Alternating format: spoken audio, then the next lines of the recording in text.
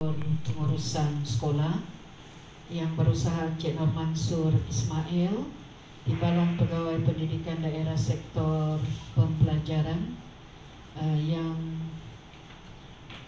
berusaha, yang dihormati Encik Johori Botohong, pengurusi PPSMS Daerah Pitas merangkap pengetua SMK Pitas 2, yang dihormati juga Encik Ismail Alibah, Kaunselor Pendidikan Daerah PPD Pitas, yang dihormati barisan pengetua, barisan guru besar, wakil-wakil pengetua dan juga wakil-wakil guru besar dan semua pegawai, penolong-penolong pegawai PPD Pitas. Terlebih dahulu, marilah sama-sama dan SK Rukom. Yang lain pengetua guru besar sendiri datang kan? Ada lagi ke yang wakil? Miss Wan ni kita tidak anggap wakil lah, sebab dia menanggung kerja guru besar. Kita semua untuk fokus, terutama pengetua guru besar, kepada pengurusan kurikulum 80%, dan 20% itu bolehlah fokus kepada hal-hal pentadbiran yang lain. Ini adalah untuk kita. Dia GM, dia ada tu, nampak tu. Okay. Marilah sama-sama kita manjatkan kesyukuran ya kehadrat Allah Subhanahu Wa Taala kerana sekolah telah dibuka sepenuhnya bermula pada 4 April baru-baru ini ya. Dan kita nampak pelajar-pelajar kita ini sangat teruja untuk kembali ke fasa 2 dan akan diteruskan kepada fasa 3 ya. Dan suka saya mengingatkan kepada semua pengetua dan guru besar supaya KAK itu, kandungan asas kurikulum itu, dapat disempurnakan di sekolah masing-masing mengikut tempo pembelajaran yang telah ditetapkan ya. Dan untuk catch up plan fasa 3 ini, pemantauan daripada PPD dan juga JPN akan dilaksanakan di sekolah-sekolah. Value untuk pelajar-pelajar SPM, dan buatlah head count lebih awal untuk kita memastikan tahap pelajar-pelajar ini. Pemeriksaan SPM dan juga STPM.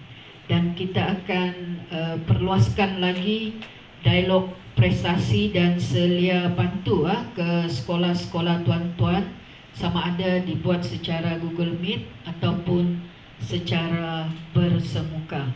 Dan saya harap bahasa Inggris dan sebagainya. Okey.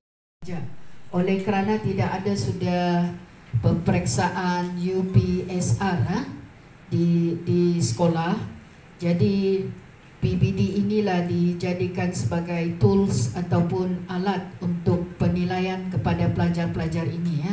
Dan saya mahu ya, tahun ini terutamanya guru besar dan pengetua alert. Okey, alert, berikan tumpuan kepada PPD ini ya. Okey, saya mahu bila saya ke sekolah, saya tanya pengetua atau guru besar. Okay. Jadi ini untuk mengurangkan juga beban kegagalan bagi pelajar-pelajar tersebut. Dan pelajar-pelajar yang lemah tu mintalah mereka fokus kepada kurang faham, perlukan bantuan, boleh panggil SIP lah, SIP ataupun daripada sektor pembelajaran turun ke sekolah, jemput untuk membantu kamu di sekolah, ataupun datang sendiri ke sinilah, kita boleh bagi kamu panduan untuk membentuk kamu punya PSO. Okey.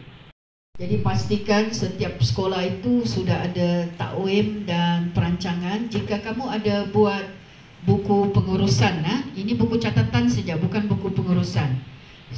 Di sekolah bukan, supaya budak ini, pelajar ini dari TP1 boleh naik TP2, dari TP2 boleh naik TP3. Tidaklah seumur dia di TP1 dan TP2 saja. tidak ada perkembangan.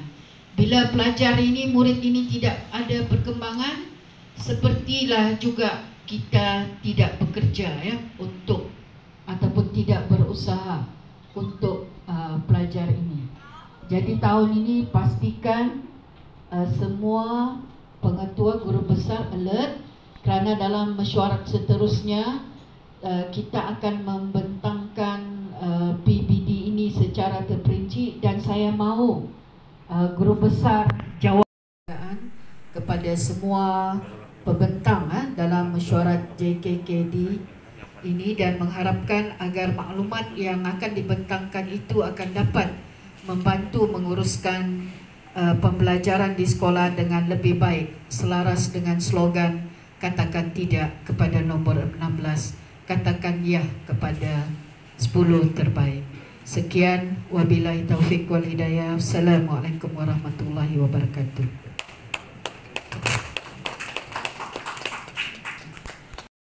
Seterusnya, saya akan memilih beberapa sekolah untuk perkongsian pintar lah.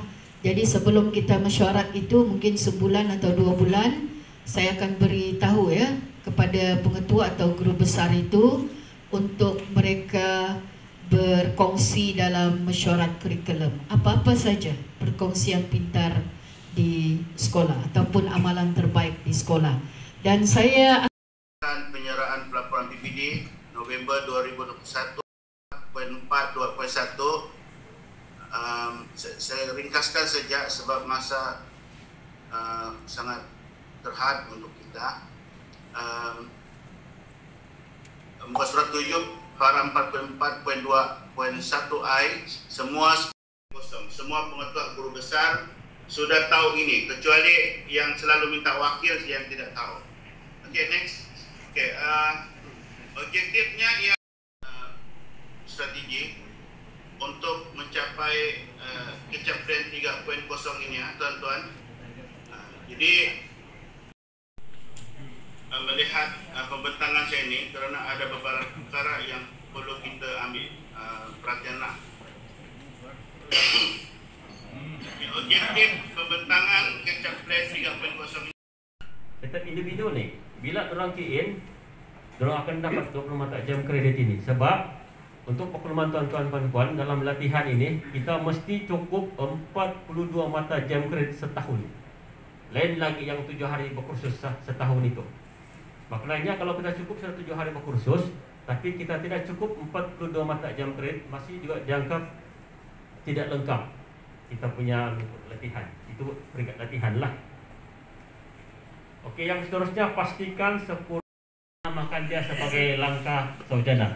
Maksudnya langkah saujana ini baru-baru ini apabila saya menghadiri bengkel PLC di jabatan, kita cuma mendapat pingat gangsa sahaja kita punya PLC ini. Sebab kenapa? Kita ada 595 aktiviti, tetapi dibahagi kepada 37 buah sekolah. Dalam masa yang sama ini juga saya akan menyampaikan laporan bengkel secara Google Meet bersama JPN Sabah.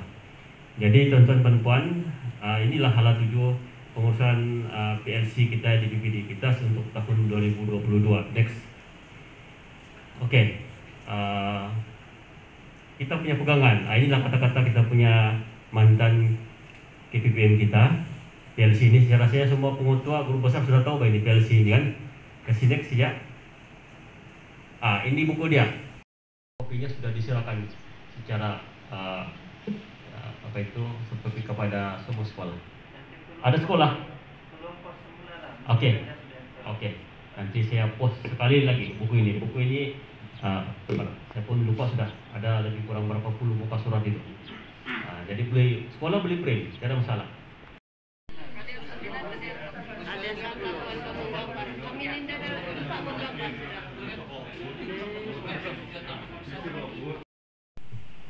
Nah, di situ siap. Sekejap siap. Ada soalan tuan-tuan puan-puan? Sekolah prestasi terendah. Sekolah prestasi terendah ada 3 dan kemudian diikuti dengan sekolah prestasi terbaik. Oke, bahan ini sudah ada dalam Google Drive itu, dalam link yang dikongsikan. Oke, jadi boleh rujuk di sana. Sekolah apa yang Bonda akan hadapi dalam DPN itu, dan dia sudah hadapi di JPN. Jadi kita sama-sama lah kita dari JPN, dari BPSH sendiri. Oke, itu kita ekstrak dari slide daripada BPSH, dan ini merupakan slide yang digunakan dalam dialog prestasi nasional. Jadi kita tengoklah apa yang didialogkan. Oke, next. Baik. Oke, yang tuan-tuan mengisi Google Form itu daripada maklum balas tuan-tuan sendiri dalam Google Form pelaksanaan KEK itu didapati bahwa ada 3 sekolah yang belum mencapai 100% pelaksanaan KEK. Oke, dan inilah sekolah yang terkenal sebagai sebagai prestasi terbaik. Oke, oleh masuk dalam laporan lah. Oke, ini tuan-tuan sendiri juga yang isi, jadi dia tulis ke KPM. Oke, jadi bila kita diminta untuk menyenaraikan, maka kita terpaksa lah. Oke, SYME KPM Sabah. Saya apakah ini Melayunya? Saya aware, saya tidak tahu Melayu. Saya aware bahwa Google Form itu dia ada sedikit oke, jangan nanti, sebab kalau tidak disemak dan ada percanggahan, memang memang saya terpaksa mengacau lah. Saya terpaksa kacau sekolah, terutama penyelaras untuk membersihkan data. Ini JPN punya dashboard nih. Tengok tarik login. Maksudnya itulah tarik yang cikgu-cikgu login tuh. Bila ada tahun yang 2021, oke, ada 3 perkara yang saya ingin bawa di sini, yaitu Anugerah Sri Bengkoka yang sudah disebut masa pengurusan kemarin, dan salah satu kriteria yang dinilai untuk anugerah ini ialah pusat sumber. Kalau masih lah Puan PPD masih kan? Oke. Pusat sumber, baik. Pusat sumber untuk permulaan tahun ini masuk dalam dinilai untuk anugerah Sri Bengkoka, yaitu dari segi prasarana sahaja. Mungkin di tahun akan datang kita akan nilai pula penggunaannya. Baik, untuk prasarana ini ada 27 ayat. Pada pagi ini saya akan usahakan untuk 10 menit sahaja.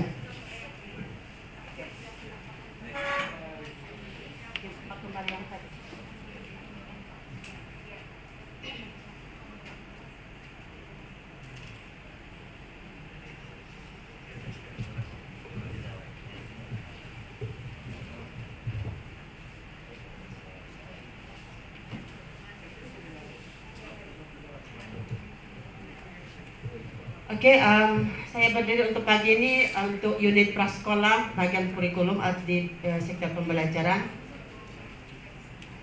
Saya hanya bercakap sedikit tentang PBD untuk prasekolah.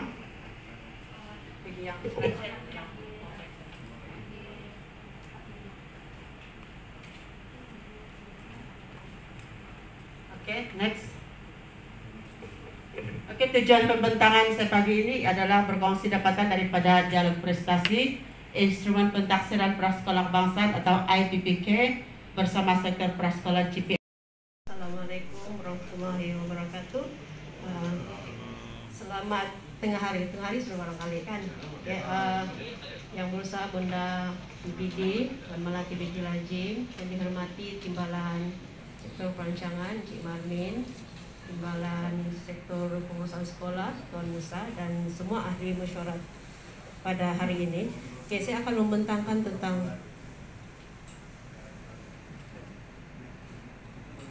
data pemulihan.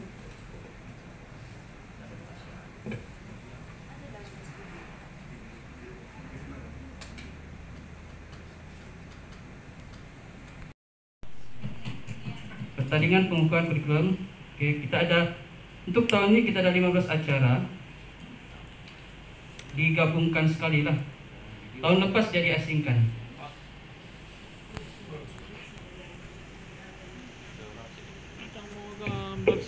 Oke, rumusan kolaboratif. waktu mengajar 6 waktu, ada 2 waktu Al-Quran, dan Al-Quran itu ada kolaboratif yang mana terdapat 2 atau 3 guru yang masuk. Ini bagi sekolah-sekolah yang ramai guru agama lah. Kalau seorang saja, seorang lah. Begitu juga dengan tasmi'. Dan jadwal waktu mereka ini hendaklah dimasukkan dalam operasi mata pelajaran subjek ajar. Inilah apabila kita lihat ada sekolah yang gurunya mengajar subjek lain, sebab di sini tidak berlaku kolaboratif bagi subjek pendidikan Islam dan tasmi'. Tidaklah sepenuhnya mengikut standar SKPM di 2 standar 4 itu. Ya. Oke, yang pertama dalam penulisan aktiviti itu apabila kita bercakap tentang pembudayaan bab 21, dia mesti ada 4K 1N dan berpusatkan apa? Murid. Banyak kali sudah dibugar, banyak kali ditetar, tapi kita sering kali melupainya. Oke, 4K 1N dan berpusatkan murid. Oke, sekolah dan juga Kap 2 pasal 2 2021 ya, dia ada kaitan dengan PBD juga lah.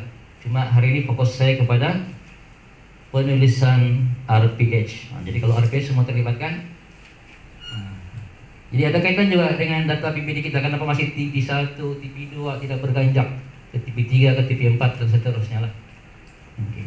Baiklah, dalam pemantauan kami ke sekolah bersama tim SIC yang lain lah, kita ada 2 orang lagi, Madam Karamila dan Tuan Thailand, ya.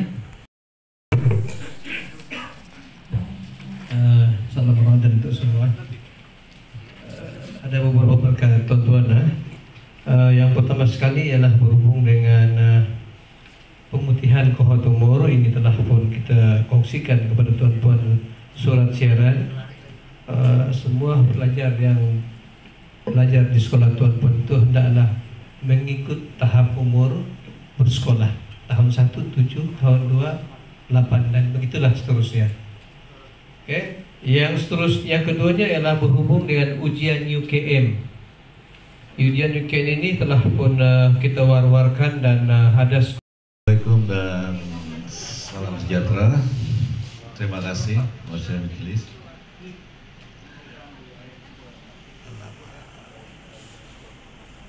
Oke, maklumat daripada sektor perancangan yaitu dari unit ICT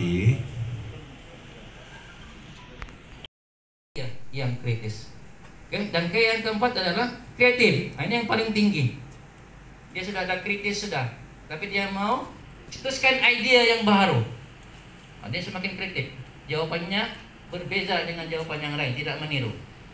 Oke, itu 4K sudah. Dan satu N itu adalah nilai. Nilai itu boleh berada di mana-mana aktiviti kita.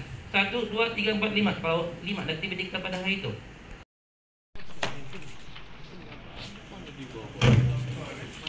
Assalamualaikum dan salam sejahtera. Jadi pada WPD dan ahli masyarakat sekalian, dari saya makluman saja yang setelah saya kemukakan pada masalah pengurusan yang lepas, yaitu talimat inventory kesejahteraan psikologi.